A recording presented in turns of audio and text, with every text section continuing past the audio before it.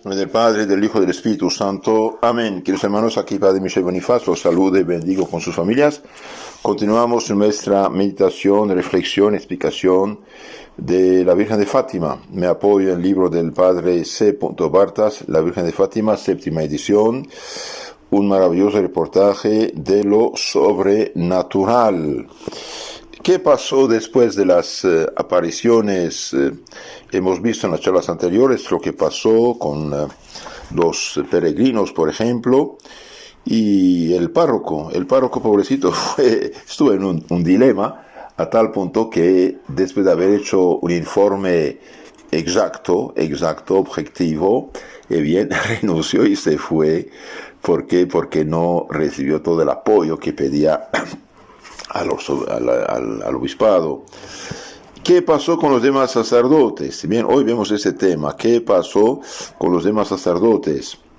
Si intentáramos recordar a todos los sacerdotes que alentaron a los niños con su simpatía, citaríamos al venerable Padre Cruz, muerto en el orden de santidad en el otoño de 1948.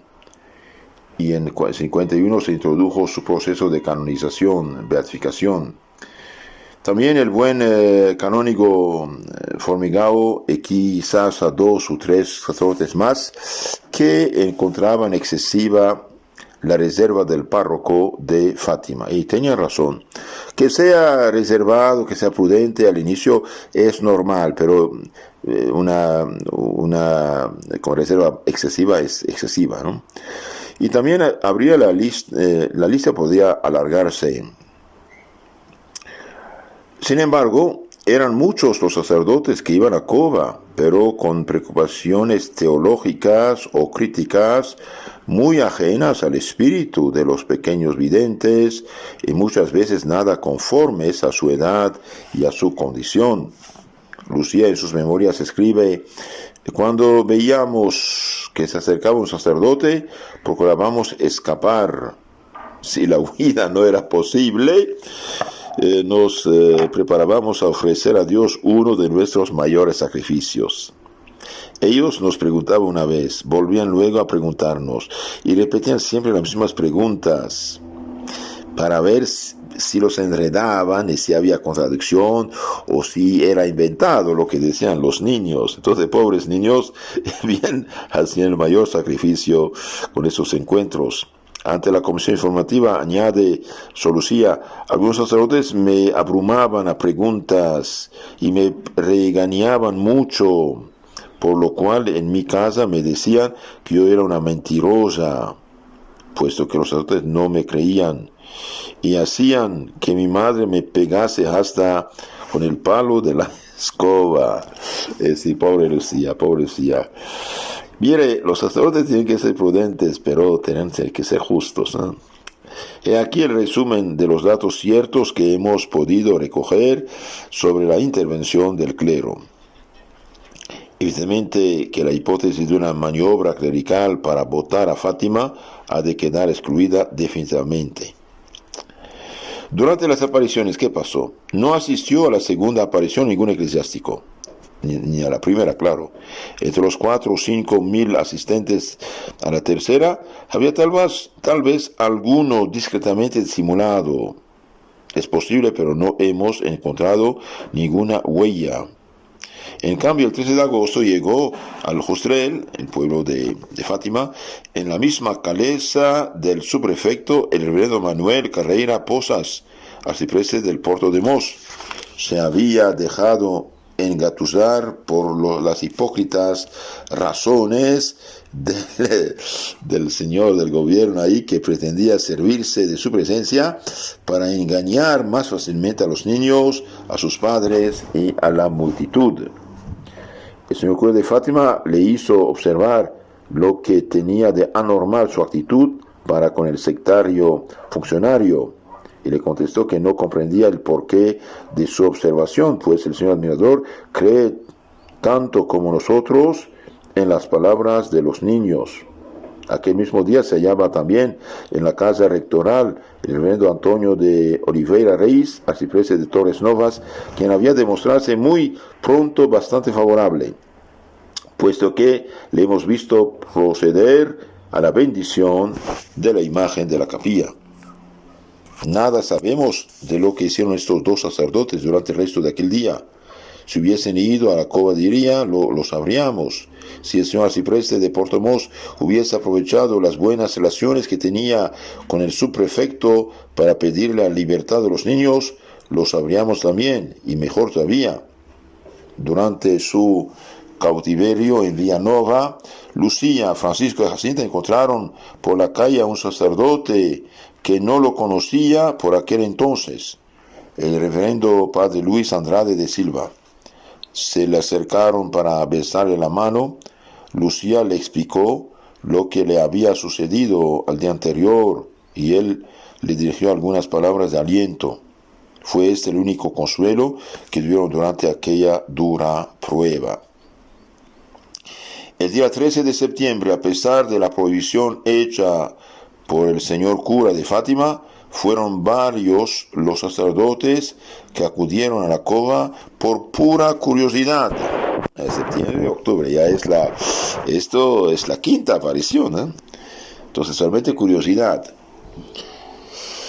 Diríamos mal dispuestos.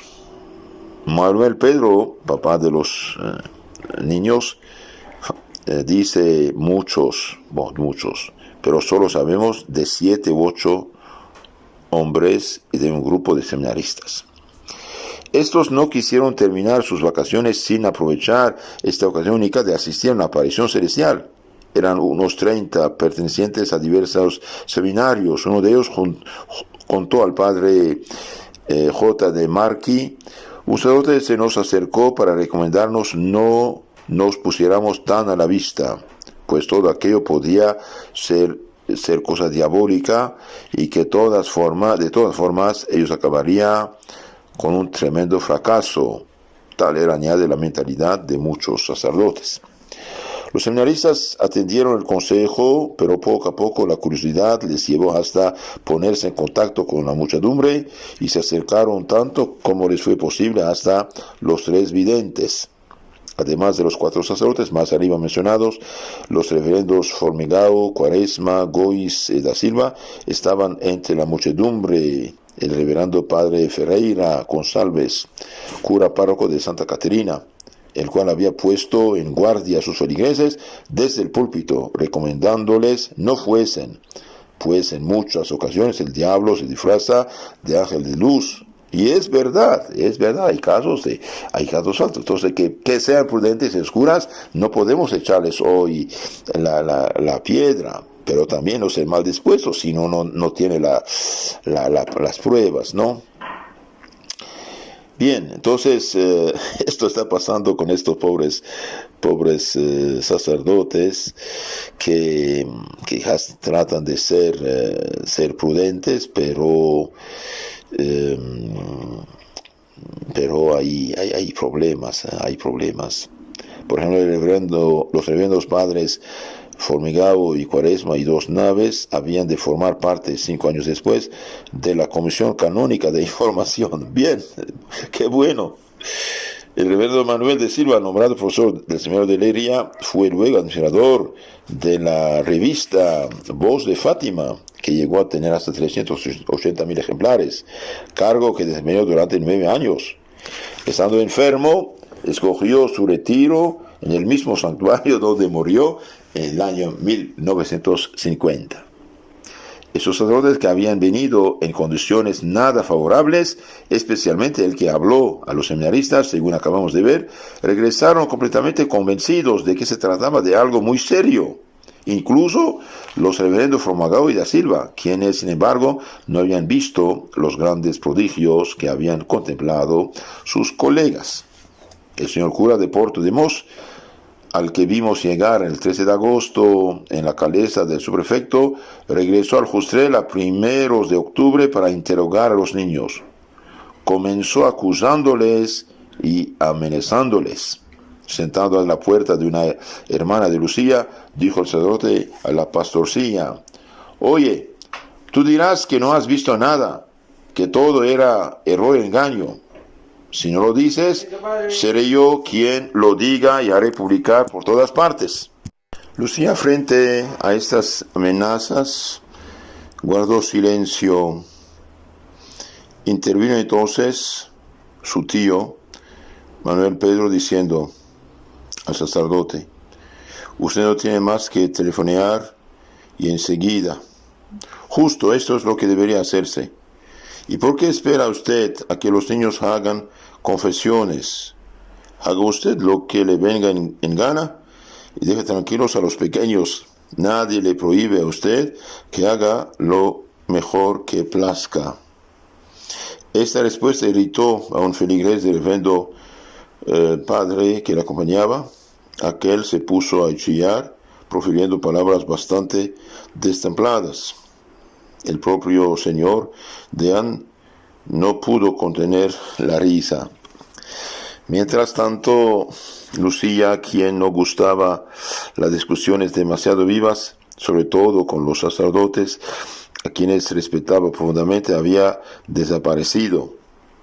El reverendo Pocas y su acompañante se dirigieron hacia la casa de Marto, de Francisco y Jacinta, para interpelar a los otros pequeños. Encontraron a la niña que se disponía a peinar a una vecinita. El reverendo Pocas le dijo: oye, Jacinta, tú no has querido decirnos nada, pero Lucía nos lo ha dicho todo. Todo es mentira. No, señor cura, ella no ha podido decir tal cosa. Sí lo ha dicho, no. Y lo repitió 3 veces consecutivas. No, no, no. El de cuenta de Manuel, el papá de Lucía, quedó sorprendido de tal resolución en una niña tan pequeña.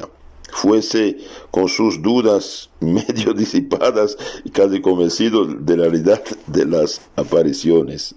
Bueno, que el cura trate de averiguar es normal, pero aquí vemos realmente niños heroicos, niños puros, niños santos, y la Virgen sabe a quién escogió. Entonces el cura quedó casi convencido que esos niños no mentían. Al irse, su acompañante quiso dar algunas monedas a Jacinta. Se interpuso el padre de esta con sequedad: señor, esto no lo permitimos en casa. Eso también es importante, ¿eh? La familia de los verdaderos videntes, bien, no busca riqueza, no busca enriquecerse a costa ajena, no busca bienes ajenos, como unas falsas apariciones que se hacen millonarios los disquevidentes. Pues claro, lo que viene del diablo es de este mundo, ¿no? Con sus bienes.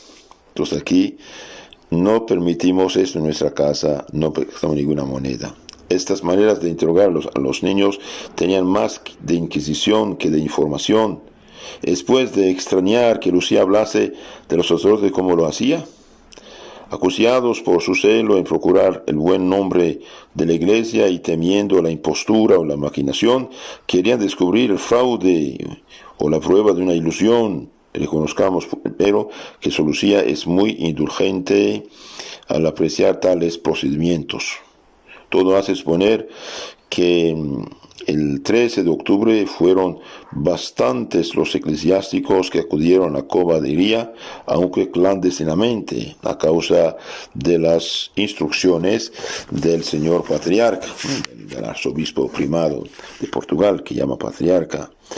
Pero a excepción de aquellos que ya habían acudido en septiembre, sus disposiciones a su llegada no parece que fuesen demasiado favorables. Un testigo del proceso canónico, el señor Manuel Antonio de Paula, dice que se acercó a él un sacerdote de Penacova, quien le pidió le indicase el lugar de la aparición. Le contestó enseñándole una nubecilla bastante densa que se veía en aquel instante sobre el arco de madera. El sacerdote se mostró sumamente extrañado cuando se le dijo que aquello no era humo, puesto que ahí no había fuego, lo que induce a creer que no tenía noticias de las señales que se habían observado en las ocasiones anteriores. El sacerdote se creyó Este sacerdote no creyó en el milagro, ni aún durante la danza del sol. Al ver el color rojo sobre los vestidos de la gente, dijo el señor de Paula, todos llevan mantos encarnados. El testigo le sacó del error, haciéndoles comprender la imposibilidad de un acuerdo tan unánime en el color de los vestidos. De otra parte, el escéptico sacerdote vio inmediatamente después a la misma inmensa multitud vestida de color amarillo, de oro. María de la Capilla contaba un incidente ocurrido aquel mismo día. Se trataba de un sacerdote que llegó a faltar a la corrección, la caridad para con los videntes. Un sacerdote muy intrigado por lo que ocurría, puesto que había pasado toda la noche bajo la lluvia junto al arco, pero no muy bien dispuesto. Rezaba un breviario sentado en una piedra, cuando a mediodía llegaron a los niños a aquel lugar. Él le preguntó entonces a qué hora había de venir la señora. A mediodía, le dijeron, y mirando su reloj replicó, ya es mediodía, vuestra señora es una mentirosa, ya veremos. Transcurridos un instante, vuelve a mirar el reloj y dice más decidido, ya ha pasado mediodía, vamos, todos afuera, esto es una broma. Pero negándose Lucía a obedecer la orden de partida, el sacerdote llegó hasta empujar a los niños para que se marchasen. Lucía entonces, casi llorando, le dijo, el que quiera marchar, que se marche, y yo me quedo. Estoy en terreno de nuestra propiedad. Nuestra Señora dijo que vendría, las otras veces vino, hoy también vendrá. En aquel preciso instante se volvió la niña hacia el este y dijo, Jacinta, de rodillas, Nuestra Señora llega. He visto el relámpago. Cayóse el malhumorado sacerdote, y la crónica no nos da de él ninguna otra referencia. Pobre sacerdote. Tiene que haberla visto ahora esta vez, ¿no? Para comprender un estado de ánimo tan lleno de prevenciones, es necesario recordar la situación religiosa del país en aquel entonces. Después de casi un siglo de laicismo, masonismo, persecuciones, oposición y 10 años de persecución declarada, el clero estaba tan mal visto que en todo momento esperaba un nuevo ataque de la secta masónica contra la iglesia. Ante la novedad de Fátima, unos temían que se tratase de una comedia montada por las logias para desacreditar la religión. Otros que, siendo la cosa de un humano diabólico, al conocerse los secretos resortes, redundaría todo ello en perjuicio de la iglesia. Había más pesimismo que incredulidad. Entonces aquí los autores temen una trampa hecha por los mismos masones, por los mismos anticristianos, para desacreditar la religión. Entonces dice aquí el autor, el padre Bartas, que hay más pesimismo que incredulidad, más miedo que incredulidad. Los católicos realmente somos tontos, ¿eh? Damos nuestro voto a partidos, a gente anticatólica, anticristiana, y después nos quejamos de que tenemos gobernantes anticristianos. Un católico nunca debe dar su voto a ningún partido que contradice la fe y la ley cristiana. Por ejemplo, todos los que es pro aborto, pro homosexual, pro género, y bien un católico no puede votar por esta gente. ¿Por qué? Porque si el pueblo es soberano y el pueblo decide de sus dirigentes, como católicos tengamos dirigentes cristianos. Sí, pero en lo económico es bueno fulano y en lo moral es pésimo. Entonces, ¿qué? Primero buscan el reino de Dios y los demás vienen después. ¿Qué pasó con los sacerdotes después de las apariciones? Bien, aquí también el padre Bartas nos da unas ideas. Poseemos escasos datos sobre la actitud de los párrocos de los alrededores de Fátima, y en particular del deán de Olival, primer superior jerárquico y tío del cura local. Todo cuanto hemos dicho de sus méritos es completamente exacto, como asimismo lo que sabemos hizo en favor de los videntes, pero todo ello se refiere a un periodo posterior, salvo el artículo de su boletín después del 13 de julio ya citado.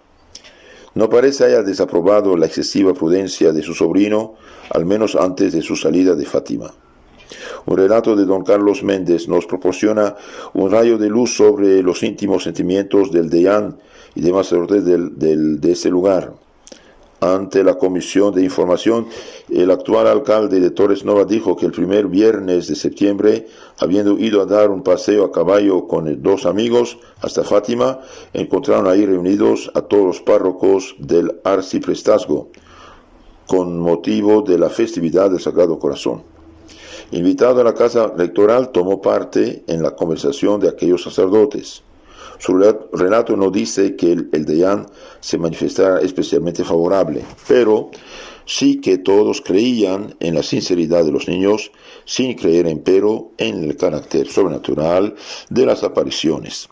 Recuerda que entre ellos había uno cuyo nombre no recuerda, que se alababa de haber interrogado a los pastorcillos con las artimañas de un policía sin lograr desorientarles o menguar la fuerza de sus afirmaciones. Realmente ahí el Espíritu Santo protege a los niños, les da el don de consejo, el don de sabiduría, el don de fortaleza, no tienen miedo y dicen tanto. Cuando dicen Lucía mintió, bien, no mintió, no dijo esto. ¿Por qué? Porque se habían hecho de acuerdo de hablar exactamente con toda verdad. Al explicar la historia de la capilla, dijimos de qué manera el señor deyán entró en relación con las familias de los videntes a propósito del empleo del dinero de la cova. Al señor Carreira y a su esposa, que fueron a someterle el caso, les dijo, entre otras cosas: de los labios de mis feligreses que se complacen en ir por allá, he oído hablar de todo eso, pero yo nunca he querido ocuparme porque nunca he recibido la menor comunicación que hubiera podido interesarme en ello. Por ende, puede pegar. Resulta pues que en esta fecha, Viernes Santos de 1920, el señor cura de Fátima nunca había referido el caso a su deyán y tío, que ese tampoco había sido nunca consultado por el señor patriarca sobre el particular. Después de esta visita, el señor deyán de Olival fue al Justrel y de esta manera comenzaron sus relaciones con Lucía y Jacinta, que desde el primer instante le parecieron unas criaturas privilegiadas. Pero hacía ya 2 años que los niños sufrían por su fidelidad a la señora de la aparición, a la Virgen, y los feligreses de Olival se habían adelantado en 2 años a su pastor en obediencia de los deseos de María. Bueno, así es. Sobre la opinión general del clero, en esta época poseemos como únicos indicios las reacciones que algunos manifestaron después de los artículos de Orem sobre el prodigio solar. El periódico no publicó naturalmente las cartas de descontento de sus lectores, pero no dejó de citar las que lo aprobaban. El reverendo José Gómez Laurello, párroco de vecino, le felicitaba calurosamente: soy párroco de una parroquia vecina de Fátima, deliberadamente me abstuve de asistir a estas manifestaciones. En ninguna he tomado parte y no me arrepiento de no haber ido. Ahora sí se arrepiente, claro. Creo que la presencia de algunos de mis colegas fue una imprudencia. Vos siempre uno juzga que los demás son más imprudentes, ¿no? El reverendo José Ferreire de Lisboa felicitó al autor especialmente por haber sabido quitar importancia al prodigio solar. Muy bien, especialmente esas palabras de Cristo: si no veis milagros, no creéis. Están citadas ya atinadamente. Cada quien piensa que es el mejor, ¿no? Dios mío, ¿qué hacemos? Así es el mundo. De acuerdo, señor redactor, su artículo de usted merecería estar escrito en letras de oro. Pobre gente. El señor Pinto Cuello publicó asimismo las cartas aprobatorias del reverendo Antonio, párroco de otro lugar, y del reverendo José Castro. Y aquí que mientras el redactor jefe del periódico Libre Pensador o Século luchaba contra viento y marea para defender la inexplicabilidad natural del prodigio solar, el periódico de los curas se dedicaba no a negarlo en absoluto, sino a discutirlo y a quitarle importancia. Así pensaba con toda verosimilitud la inmensa mayoría del clero portugués. Y es uno de Libre Pensador que trata de defenderlo porque quiere ser realista y ha visto lo que pasó. Después de lo ocurrido con los sacerdotes que estuvieron en la cova el 13 de septiembre y lo que hemos dicho del señor Deán de Olival, se puede presumir que los sacerdotes se mostraban partidarios de Fátima solo cuando habían tomado contacto con la muchedumbre orante de la cova de Iría o con los pequeños videntes que cumplían a las 1000 maravillas su papel de testigo.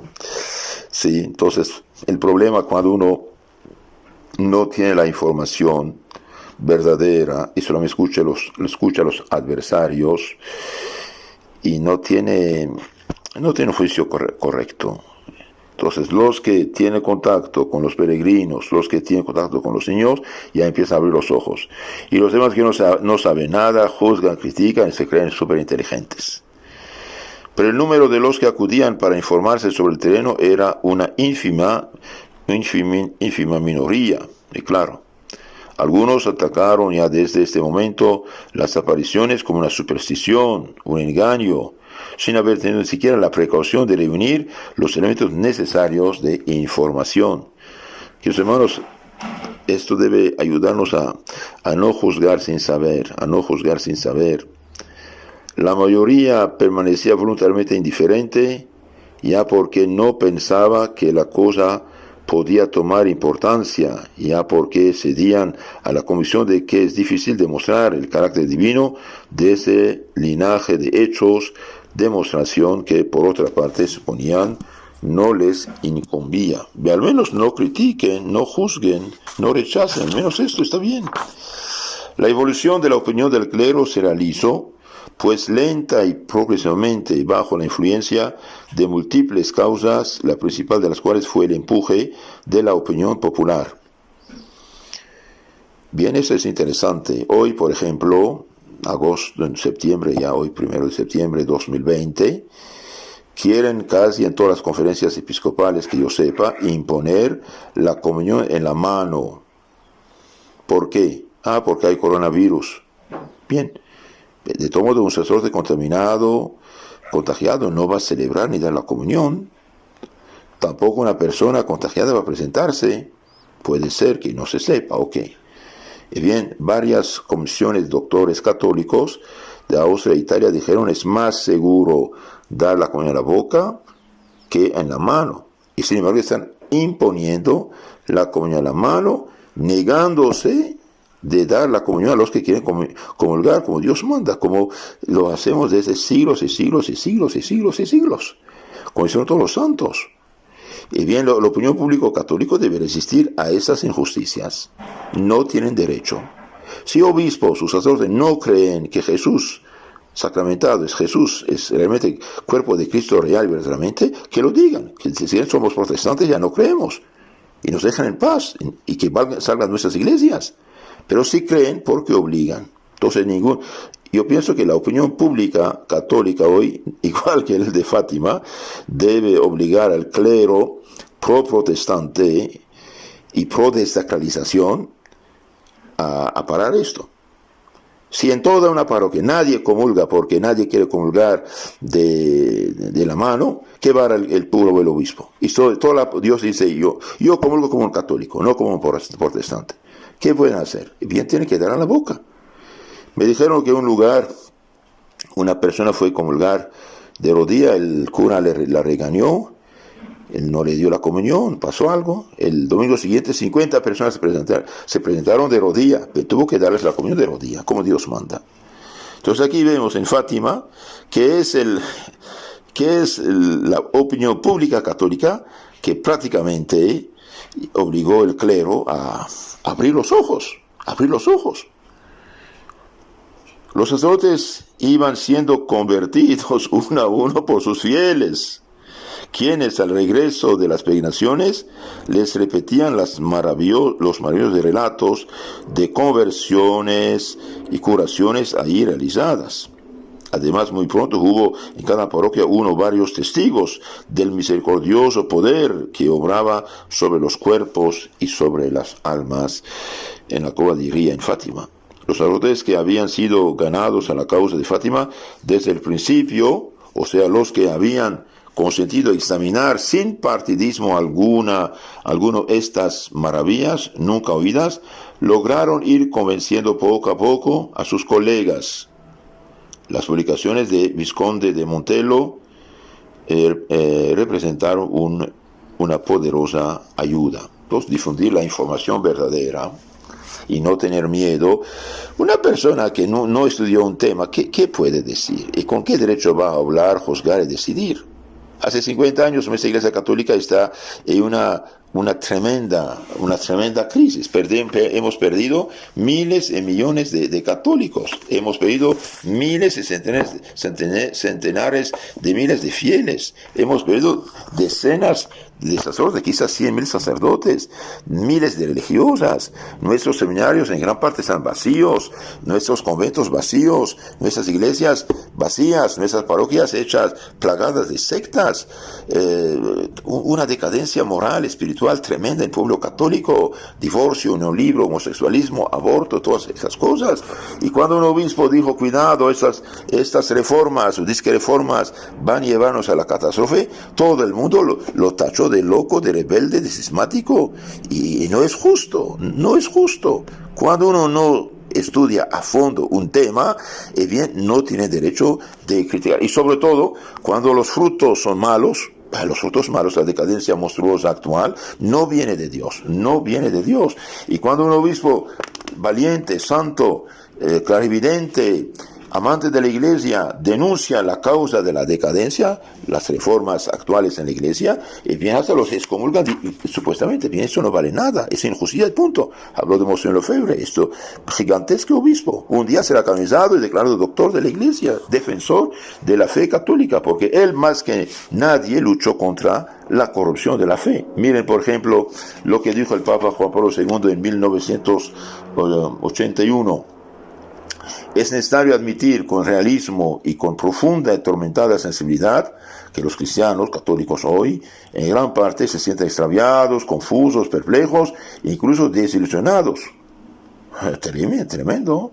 Se han esparcido a manos llenas ideas contrastantes con la verdad revelada y enseñada desde siempre. Es gravísimo esto.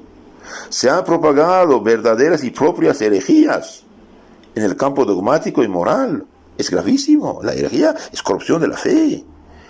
Se han propagado verdaderas y propias herejías en el campo dogmático y moral, creando dudas, confusiones, rebeliones. Se ha manipulado incluso la liturgia. Es gravísimo todo esto. Monseñor Lefebvre anunció esta catástrofe, luchó contra esta catástrofe, y como recompensa, en lugar de hacerlo cardenal, lo suspende y lo excomulga supuestamente. Lo que es algo injusto, no vale nada frente a Dios. Inmersos, los católicos, inmersos en el relativismo intelectual y moral, y por eso el permisivismo, los cristianos andan tentados por el ateísmo, agnosticismo, iluminismo moralista, por un cristianismo sociológico sin dogmas definidos y sin moral objetiva. Eso lo dijo el Papa Juan Pablo II, Observatorio Romano, 7 de febrero de 1981, edición italiana. Y los que tienen acceso a la Opera Omnia de Juan Pablo II, Insegnamenti di Giovanni Paolo II, Libro Editrice Vaticana, tomo 4, primera parte, página 235, el año 1981. Que hermanos, la situación es grave. Vemos estos pobres niños torturados, podemos decir, claro, por el ayudante del alcalde, pero también por sacerdotes que les enseñan a mentir, que digan, que los amenazan, y rechazan, y atacan, y juzgan. Pero esperen, ¿te has informado bien? No, cállate. Lo mismo decimos a los protestantes que atacan la Iglesia Católica con argumentos que no tienen ningún sentido. Los católicos son ídolos. ¿Ídolos de qué, señor? ¿Qué es un ídolo? De una imagen. No, señor, eres un ignorante. No sabes de qué hablas. Un ídolo es un falso Dios. Tener una imagen de santos no está prohibido por la Biblia. Dios mismo manda hacer 2 ángeles querubines en la Biblia. Éxodo 22:18. Entonces aquí vemos que la opinión pública católica finalmente impulsa el clero a ser más razonable. Que sea cauto, sí, que sea prudente, sí, pero así sin saber nada, criticar, rechazar, esto no vale. Además, ¿qué dijo la Virgen de Fátima contra la fe católica? Nada, al contrario, la confirma. Si un mensaje no dice nada contrario a la fe, a la moral católica, no hay problema. Pero sí, si hay algo contrario, sí es problema. Por eso, en cualquier revelación, si hay algo contrario a la fe, a la moral, al evangelio, esto es otro evangelio, anatema sea. Pero si nada contradice, entonces no tenemos que tener este odio, rechazo a la verdad, ¿no? Terminamos este capítulo, dice... Por otra parte, los procedimientos odiosos de los sectarios disgustaban a la opinión popular, y a la de los medios eclesiásticos. Desde todos los ámbitos del país se elevaba un concierto de acción de gracias y de admiración. Por consiguiente, ¿cómo podía resistirse a esta corriente de fervor? Los sacerdotes, uno después de otro, incluso los más refractarios desde el principio, se sentían obligados a tomar contacto con este misterio y quedaban conquistados o a lo menos ganados a un estado de espíritu más cordial. En el momento de la aprobación canónica, 1930, quedaron algunos indiferentes o adversarios, pero no tardaron en verse atraídos por la corriente de fervor popular en pro de este misterio de gracia, cuyos frutos de todo género eran cada día más tangibles. Y bien, lo que los sacerdotes no pudieron hacer, la Virgen lo hizo y rápidamente. Entonces, demos gracias a nuestra Madre Santísima. En la charla siguiente veremos cuál fue la actitud de la secta masónica y del poder civil frente a Fátima, frente a nuestra Madre Santísima. Aquí, hermanos, Nuestra Señora pide, dejen de pecar, dejen de ofender a Dios, dejen de hacer maldades, ser cristianos, recen su rosario cada día, recen por los pecadores, porque muchos van al infierno, porque nadie reza por ellos, que hay cielo y hay infierno. Este es el mensaje de Fátima: oración, conversión, arrepentimiento, dejen de ofender a Dios. Y la situación actual es muy peligrosa, muy peligrosa. Esta peste aparentemente no significa nada para muchos sacerdotes y para muchos fieles, que lo único que quieren es que se vaya ya. Y bien, no irá si no hay conversión. ¿En qué no irá? Y bien, Dios permite que otros manipulen incluso para prolongarla. Pidamos al Señor misericordia, conversión, oración, Santo Rosario, y dejemos de ser mundanos, dejemos de alimentar nuestra mente con películas y cosas anticristianas. No, tenemos que llenarnos del Espíritu del Evangelio. Que Dios lo bendiga y la Virgen de Fátima nos tome bajo su protección. Amén. En nombre del Padre, del Hijo y del Espíritu Santo. Amén.